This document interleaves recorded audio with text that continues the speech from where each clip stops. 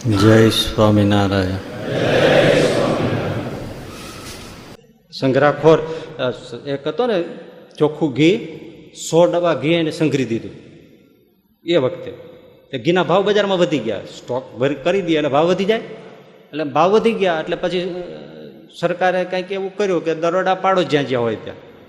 આ વેપારીને ખબર પડી ગઈ કે દરોડા પડશે, એટલે એના નોકરને બોલાવ્યું અને કહી દીધું, આ 100 ડબ્બા આપણે ખેતર છે એ ખેતરમાં ખાડો કરી અને આ બધું ઘી ત્યાં રાખી દે.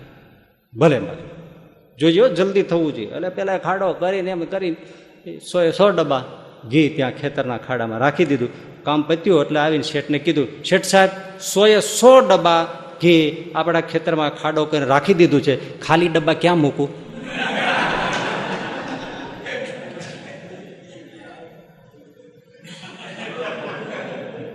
અમૃત જેવું ઘી છે પણ ક્યાં નાખી દીધું? ધૂળમાં.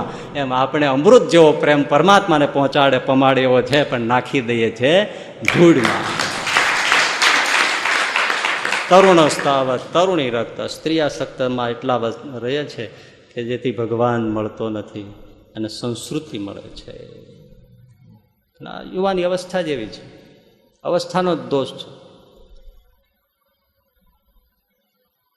એક મહાત્માજી બિચારા હતા ને, તે ગામની પાદર એક વૃક્ષ નીચે બેસી અને પોતાના મનને આ બધું હોય ને સમજાવતા, સાધનામાંથી પસાર થયા હોય એટલે બિચારા ત્યાં થોડેક દૂર પાણી ભરવાનો કૂવો.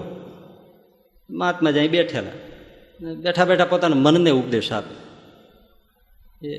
અને 3 અવસ્થાની બિચારા વાત કરતા, બાળપણ, યુવાની અને ગઢપણ. એટલે આંખો મીચીને તો બેઠા હતા અને બોલતા હતા, પણ થોડું જોરથી મનને સમજાવતા. અગલી ભી અચ્છી, પીછલી ભી અચ્છી, બીચલી કો દંડા માર. એટલે આગલું બાળપણ પણ સારું, વૃદ્ધાવસ્થા પણ સારી, પીછલી ભી અચ્છી અવસ્થા, બીચલી જુવાની હે ઉસકો દંડા માર. પણ બસ એના મનને સમજાવતા હતા, અગલી ભી અચ્છી, પીછલી ભી અચ્છી, બીચલી કો દંડા માર. હવે એમાં 3 છોકરીઓ પાણી ભરવા આવી, એ 3 બેનપણીઓ. હવે આ મહાત્માજી આમાં લાગી પડેલા, આંખ્યું મીચીને, અગલી ભી અચ્છી, પીછલી ભી અચ્છી, બીચલી કો દંડા માર. અને પેલી છોકરીઓને થયું કે આ જો નજર બગાડે છે. એને જઈને એને બા બાપુજીને વાત કરી. ઓલામાં એક ધોકા લઈને આવ્યા અને મહાત્માજી હજી બિચારો એ જ બોલતો હતો, અગલી ભી અચ્છી, પીછલી ભી અચ્છી, બીચલી કો દંડા માર. એ બોલતો તો વાહામાં ધોકા પડ્યા.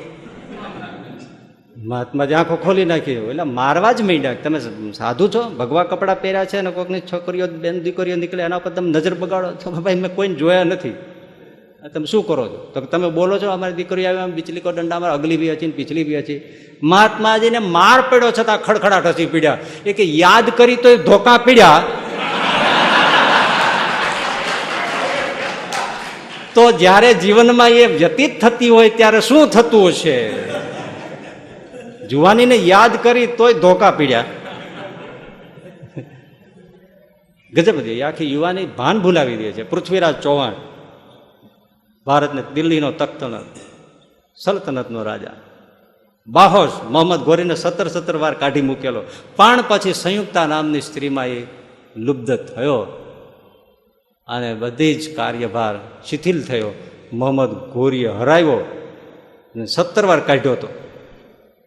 અને મોહમ્મદ ગોરીએ કેદ કર્યા પૃથ્વીરાજ ચૌહાણને અને ચામડાના દોરા લઈને બંને આંખોને એને સીવી લીધી.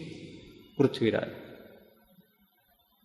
52 મણ વજનનું લોખંડનું બખ્તર એના શરીર ઉપર નાખી દીધું અને આવી રીતે કેદ કરી. એટલો બળવાન હતો, 1 ટન વજન જો. ત્યારે તો બંધનમાં રહ્યો. કેટલો હશે પૃથ્વીરાજ ચૌહાણ મજબૂત. અને પોતાના આરબ દેશમાં લઈ ગયા, ભૂંડે હાલે એને અમૃત થયા. શાનું કારણ હતું? સ્ત્રી આસક્તિ.